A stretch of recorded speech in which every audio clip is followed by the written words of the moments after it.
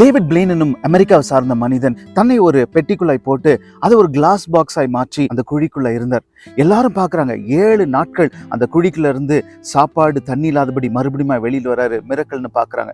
இதை தாண்டி தண்ணீருக்குள்ளாய் நான் நீண்ட நேரம் மூச்சு விடாதபடி நிற்பேன் என்று சொல்லி போகின்றார்.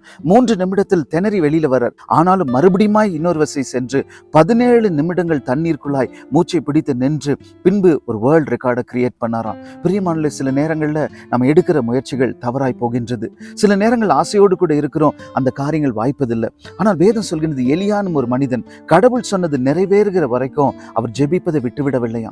ஒரு தடவை தோல்வியா, நான் ஜெபம் பண்ணுவேன், 2 தடவை 3 தடவை, அந்த காரியம் ஜெயமாய் மாறுகிற வரைக்கும் ஜெபித்து கொண்டே இருந்தார் என்று சொல்லி வேதம் சொல்கிறது. இன்றைக்கு எந்த காரியத்துல ஒரு முடிவு தெரியாதபடி இருக்கிறீங்களோ தொடர்ந்து ஜெபம் பண்ணுங்க. ஆண்டவர் சொன்னபடி இடைவிடாதபடி ஜெபம் பண்ணுங்க.